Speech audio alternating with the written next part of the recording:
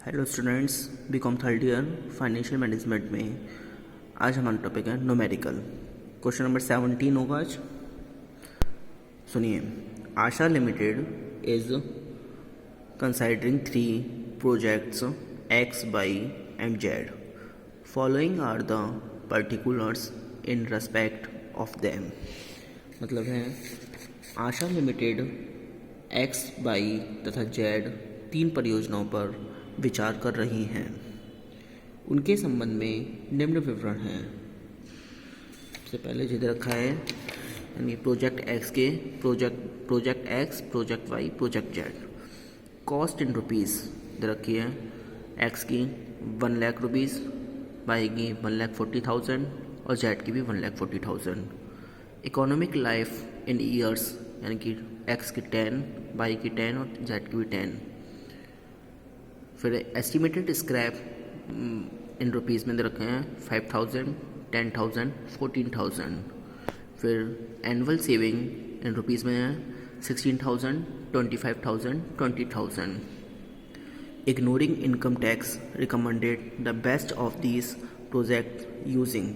First है पे back period, second है पोस्ट पे बैक प्रॉफिट एंड थर्ड है इंडेक्स ऑफ पोस्ट पे बैक प्रॉफिट।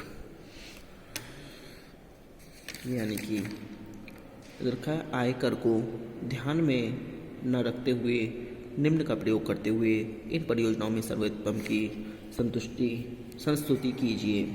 फर्स्ट है पे बैक पीरियड, फिर सेकंड है पे बैक के बाद की लाभदायकता एवं थर्ड है पे बैक के बाद की लाभदायकता का निर्देशांक। अब इसका सॉल्यूशन सुनिए। सॉल्यूशन में सबसे पहले है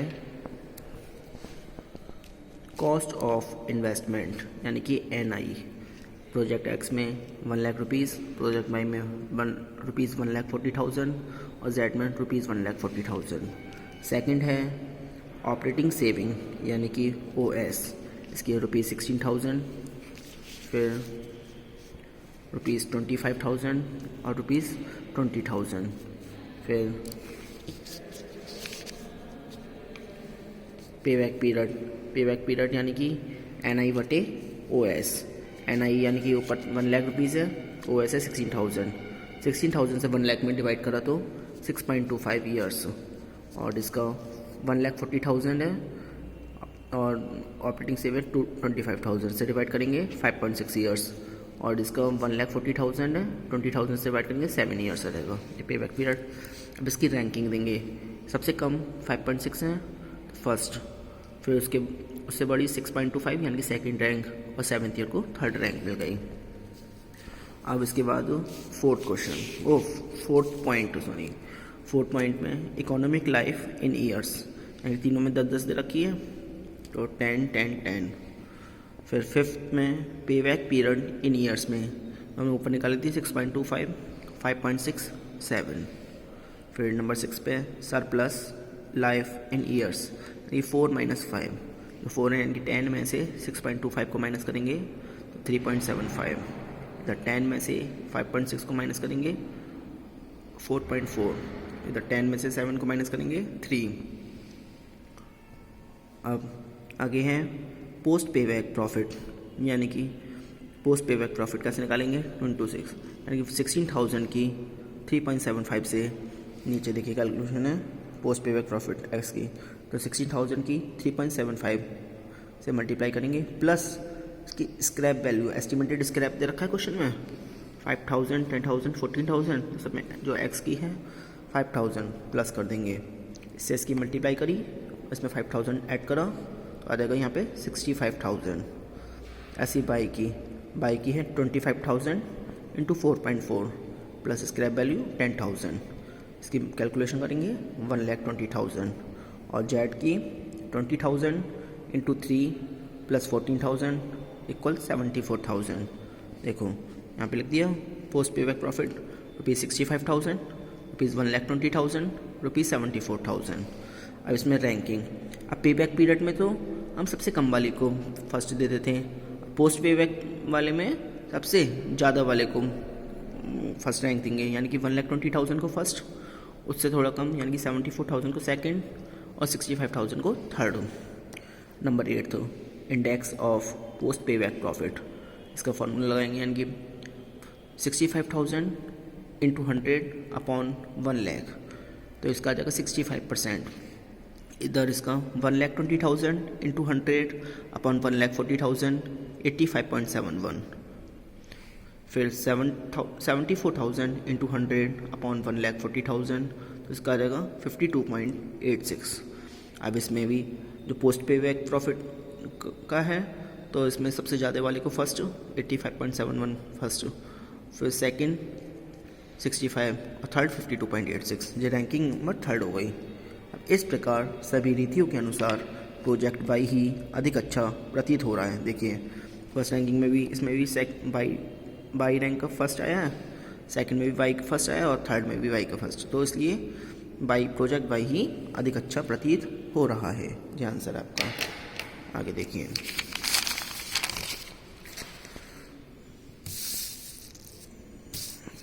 अब नंबर थर्ड पॉइंट है हमारा, जो उसके पार्ट चल रहे थे। अब इसका है अनएडजस्टेड रिटर्न ऑन इन्वेस्टमेंट और accounting rate of return method. विनियोग पर असमायोजित प्रत्याय या लेखांकन प्रत्याय दर विधि। इस रीति को लेखांकन रीति, अकाउंटिंग मेथड या वित्तीय विवरण रीति, फाइनेंशियल स्टेटमेंट मेथड या विनियोग पर प्रत्याय, रिटर्न ऑन इन्वेस्टमेंट ROI या औसत प्रत्याय दर, एवरेज रिटर्न रेट भी कहते हैं। खैर, इसका कोई भी नाम क्यों ना रखा जाए, यह किसी परियोजना में विनियोग पर प्रत्याय की दर का मापन करता है। जब गणना में प्रारंभिक विनियोग को ध्यान में रखा जाता है तो इसे विनियोग पर प्रत्याय ROI कहते हैं, और जब औसत विनियोग को अर्थात प्रारंभिक विनियोग का आधा ध्यान में रखा जाता है तो इसे औसत प्रत्याय दर ARR कहते हैं। विनियोग पर प्रत्याय की दर निकालने के वैकल्पिक सूत्र इस प्रकार है। पहला फॉर्मूला है rate of return equal to होगा OS माइनस ब्रैकेट में NI upon N bracket 1 into 100 upon NI equal to ROI। Second है रेट ऑफ रिटर्न बराबर OS ब्रैकेट में minus NI upon N bracket 1 into 100 upon NI upon 2 equal to ARR।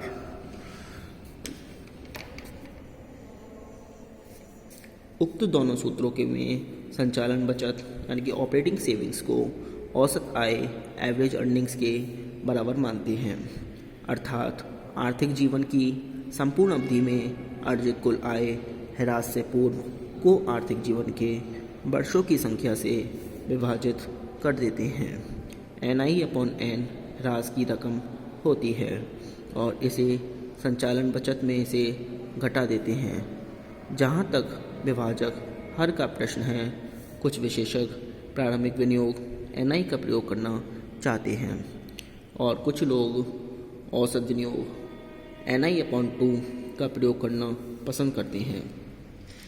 प्रारंभिक विनियोग को हर के रूप में प्रयोग करने के पीछे सिद्धांत यह है कि प्रारंभ में लगाई गई पूंजी उस समय तक बनी रहती है जब तक परियोजना का मापन न हो जाए या उसके आर्थिक जीवन की अवधि समाप्त न हो जाए। औसत विनियोग को हर के रूप में प्रयोग करने के पीछे सिद्धांत यह है कि वास्तविक पूंजी का मूल्य धीरे धीरे कम होता जाता है और विनियोग के संपूर्ण जीवन काल में ह्रास के रूप में प्रारंभिक विनियोग की वापसी हो जाती है। सामान्यतः औसत विनियोग के प्रयोग के लिए ही तर्क दिया जाता है। प्रारंभिक और अंतिम विनियोग का साधारण माध्य ही औसत विनियोग कहलाता है। यदि कोई कवाड़ मूल्य ना हो तो प्रारंभिक विनियोग को 2 से भाग दे दिया जाता है और भजनफल ही औसत विनियोग माना जाता है। यदि कोई कवाड़ मूल्य हो तो औसत विनियोग का सूत्र निम्नवत होगा।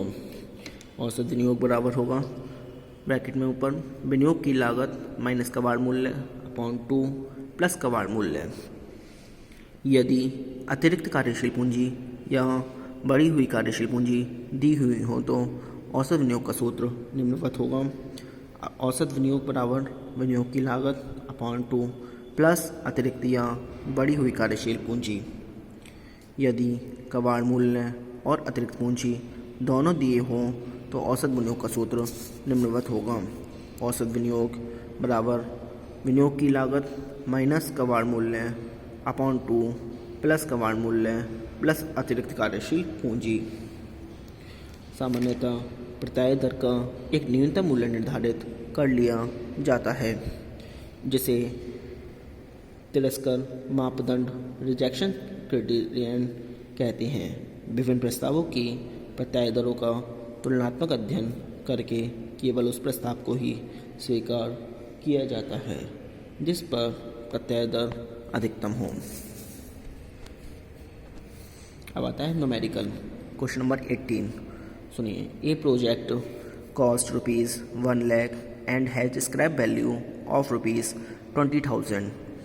Its stream of income before depreciation and taxes during the first year through 5 years is ₹20,000, ₹24,000, ₹28,000, ₹32,000 and ₹40,000. Assume a 50% tax and depreciation on straight line basis. Calculate accounting rate for the project. एक परियोजना की लागत 1 लाख रुपये है और उसका अपशेष मूल्य 20,000 रुपये है। ह्रास व कर से पूर्व इसकी आय प्रथम वर्ष से लेकर 5 वर्ष तक क्रमशः 20,000 रुपये, 24,000 रुपये, 28,000 रुपये, 32,000 रुपये और 40,000 रुपये है। कर की दर 50% मान लें और सीधी रेखा पद्धति से ह्रास काटना है। परियोजना की लेखांकन दर की गणना कीजिए। इसको हम अगले वीडियो में बताएंगे। आज के लिए इतना ही। Thank you very much.